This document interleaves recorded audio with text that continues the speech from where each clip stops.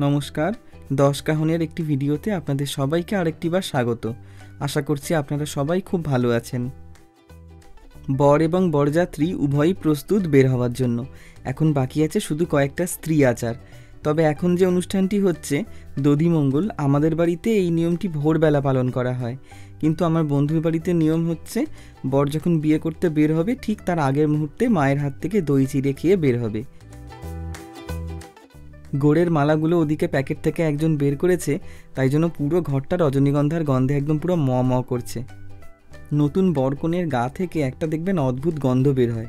নতুন জামা কাপড়, মেথি, হলুদ এবং রজনীগন্ধা ফুল সমস্ত কিছু মিলিয়ে মিশে একটা এমন সুন্দর গন্ধ তৈরি হয় যে গন্ধটা অন্য কোথাও আর পাওয়া যায় না। বর এবং নিতবরের একসাথে কিছু ছবি তুলে নেওয়া। ওদিকে আমাদের অনেকটা দেরি হয়ে গেছে। আমাদের 11টার সময় বেরোনোর ছিল সকাল, এখন প্রায় 12:15 মতন বাজে, আমরা এখনও বেরোতে পারিনি। 1 ঘন্টা 15 মিনিট অলরেডি দেরি হয়ে গেছে। এবারে আর বেশি দেরি না করে চলুন, তাড়াতাড়ি বরণটা হয়ে গেলেই আমরা বেরোবো।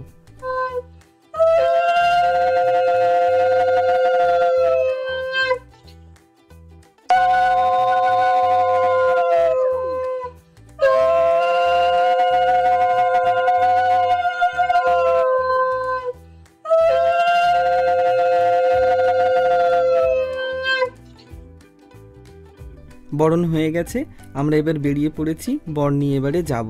তবে বরকে একটু আগে ছেড়ে দিচ্ছি, আমাদের বরযাত্রীরা এখনও সবাই এসে পৌঁছয়নি। তো বর আগে বেরিয়ে যাক, আমরা মিনিট 15 পরে বেরোবো। বের হওয়ার আগে দুই ভাইয়ের একটা একসাথে ছবি। বর বেরিয়ে গেছে, তো আমরাও সবাই রেডি হয়ে গেছি। এবারে আমরা এখন বেরোচ্ছি। চলুন এবারে বাসের কাছে যাই। অনেকটা দূর রাস্তা, এখানে এসেই অনেকটা যেহেতু রাস্তা, তো এতটা রাস্তা তো একা যাওয়া যায় না, তাই আমার বয়সী যারা আছে তাদের সাথে একটু বন্ধুত্ব পাতিয়ে নিয়েছি। হাই, আমার নাম পাপাই। হাই, আমার নাম বিপ্লব দত্ত। ওর নাম বিপ্লব দত্ত আর ওর নাম পাপাই। যেতে যেতে রাস্তাতে বাকি ওদের সাথে আরও কথা বলবো, গল্প করব।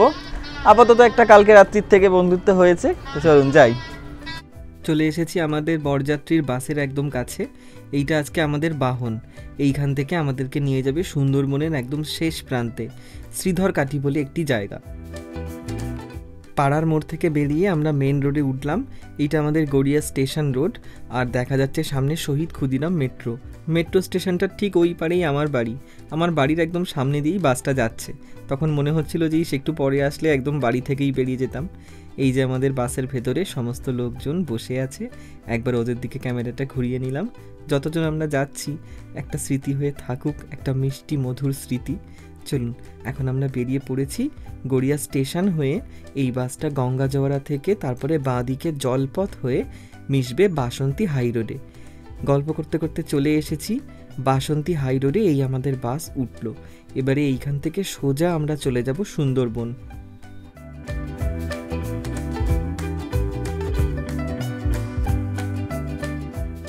বিয়েবাড়ির বাস, তাই জন্য বাসের মধ্যে প্রচুর গান বাজবে, সেটা স্বাভাবিক। তবে গানগুলো একটাই কারণে দিতে পারছি না, কারণ গানগুলো দিলেই চলে আসবে বিভিন্ন কপিরাইট।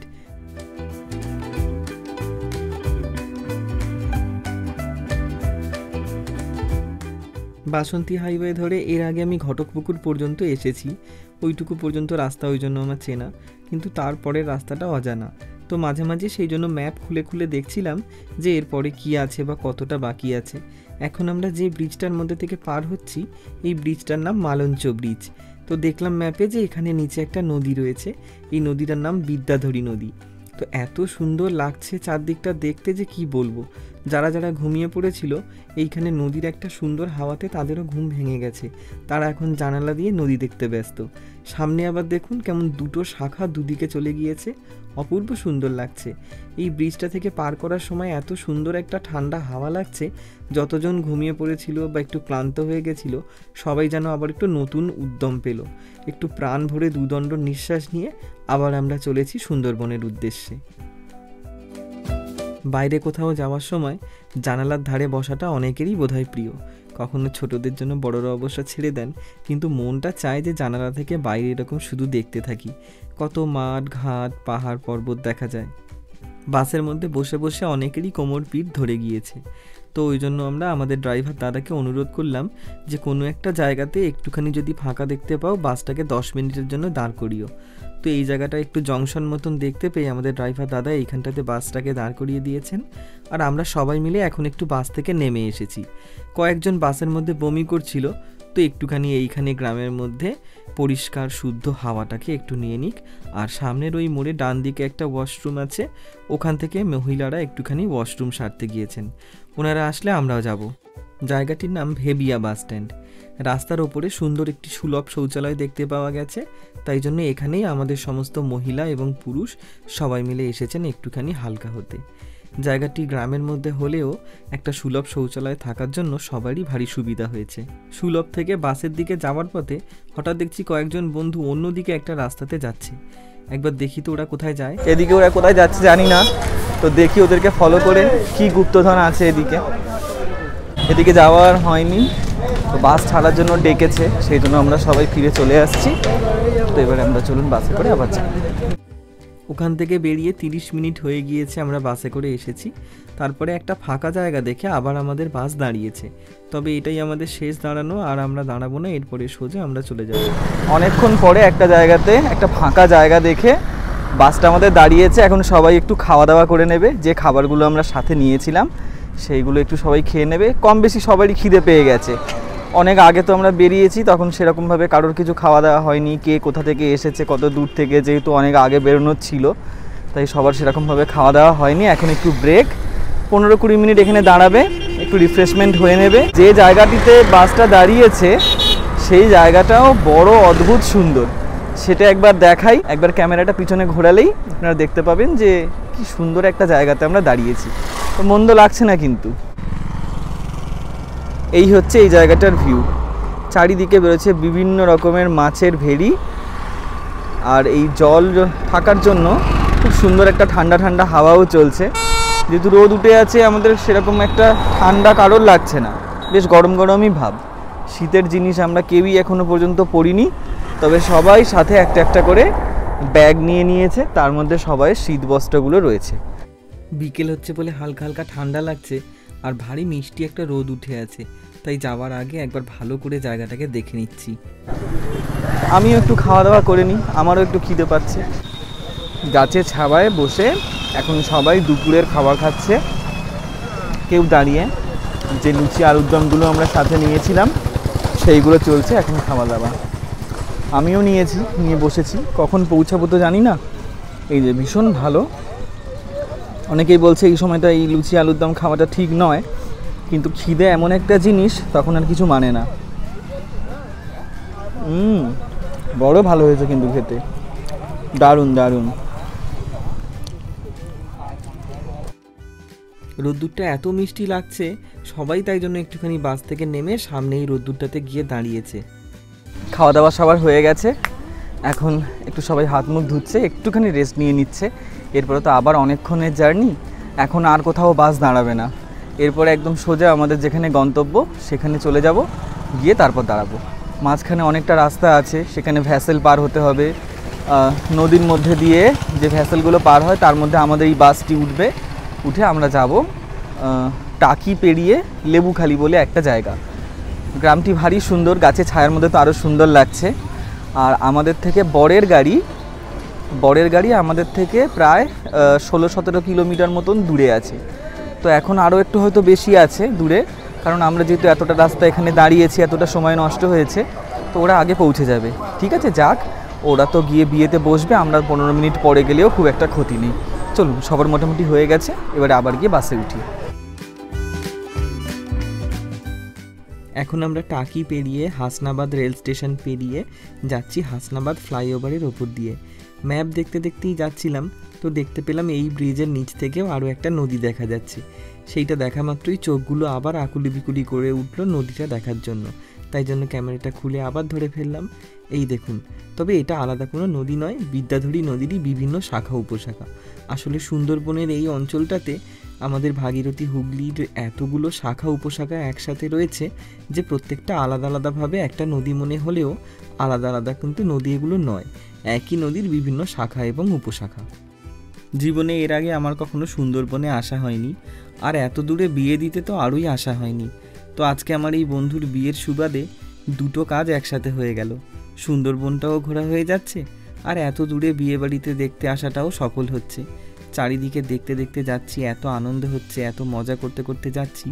এই বিয়েবাড়িটা আমার কাছে একটা অতুলনীয় হয়ে থাকলো। জীবনে যত বিয়েবাড়ি পেয়েছি কখনো এত মজা হয়নি। অনেকটা আমরা চলে এসেছি, এখনও বাকি আছেও অনেকটা। আপনাদেরকে ভাবলাম একবার ম্যাপ থেকে দেখাই যে অ্যাকচুয়াল কোন জায়গাটায় আমরা যাব। এই লেবুখালি বলে জায়গাটার কাছাকাছি এখন আমরা আছি। এখান থেকে আমরা ভ্যাসেলে করে পার হব দুলদুলি বলে যে জায়গাটি দেখা যাচ্ছে সেখানে। তারপরে সেখান থেকে আবার মিনিট 30 মতন রাস্তা আমাদেরকে যেতে হবে বাঁদিকে শ্রীধর কাঠি বলে একটি জায়গাতে। এই যে এই বাঁদিকে দেখতে পাচ্ছেন শ্রীধর কাঠি, একদিকে বাংলাদেশ আর একদিকে সুন্দরবন ন্যাশনাল পার্ক। এইখানেই আজকে আমাদের গন্তব্য। পৌঁছে গেছি আমরা লেবুখালি ফেরিঘাটে। এখান থেকে এবার আমাদেরকে পার হতে হবে নদী। আমরা পৌঁছে দেখছি যে বরের গাড়ি এখানে নেই। আমরা আসার অনেকক্ষণ আগেই একটা ভ্যাসেলে বরের গাড়ি নদীর ওপারে গিয়ে তারা চলে যাচ্ছে কনের বাড়িতে। এটাই ভেবে খারাপ লাগছে যে আমাদের অনেকটা দেরি হয়ে যাবে, বর ততক্ষণ একা একা থাকবে। একটাই কথায় খালি মনকে সান্ত্বনা দেওয়ার জন্য রয়েছে যে বরের গাড়িতে আমাদের দুজন রয়েছে, আর যে দুজন সকালবেলা হলুদ নিয়ে গিয়েছিল তারা মেয়ের বাড়িতে রয়ে গিয়েছিল, ওরা আমাদের সাথে ফিরবে। তো আমাদের ছেলেপক্ষ থেকে এই কয়েকজন ওর সাথে রয়েছে। যাই হোক, তো বাসে বসে বসে সবাই এখন খুবই ক্লান্ত হয়ে গেছে বলে এখন বাস থেকে নেমে পড়েছে। এখন এখানে প্রায় আমাদেরকে ঘন্টাখানেক মতন অপেক্ষা করতে হবে, কারণ নদীতে এখন ভাঁটা চলছে।